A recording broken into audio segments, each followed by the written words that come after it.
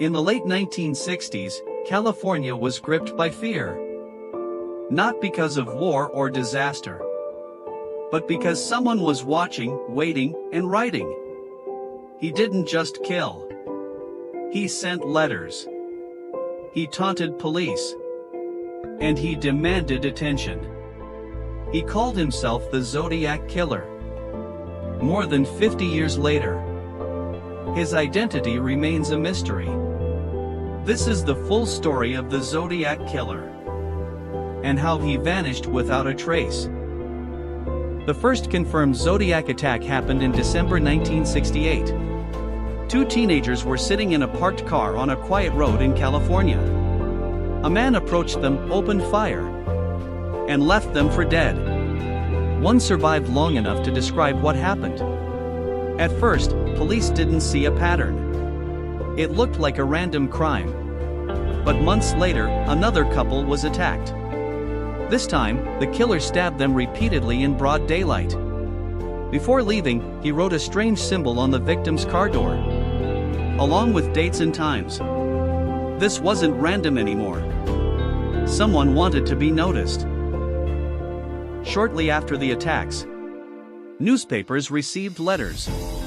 The writer claimed responsibility for the murders. He included details only the killer would know.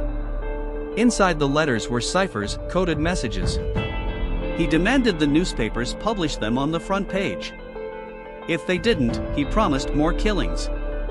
At the end of each letter, he signed with a symbol, a circle with a cross. That was when he gave himself a name: Zodiac. Police were now dealing with something far worse than a murderer. They were dealing with someone who enjoyed control. The Zodiac Killer didn't hide. He played games. He called police stations. He mocked investigators in his letters. He claimed murders that may or may not have been his. One of his most famous ciphers took decades to solve. When it was finally decoded, it didn't reveal his name. Instead, it revealed his mindset. He believed killing people was collecting slaves for the afterlife. He showed no fear, no remorse. Despite massive investigations, hundreds of suspects, and countless theories, police could never prove who he was. Over the years, many suspects were named. Some had criminal records.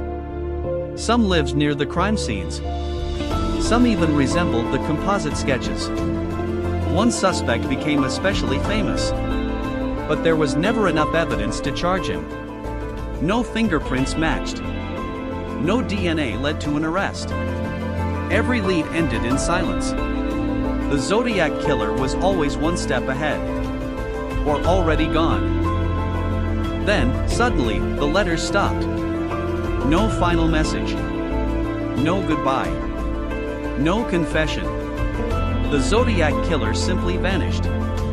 Some believe he died. Some believe he was imprisoned for another crime. Others believe he walked away and lived a normal life. The case officially went cold. But the fear he created never did. The most terrifying part of the Zodiac case isn't the letters, or the ciphers, or even the murders.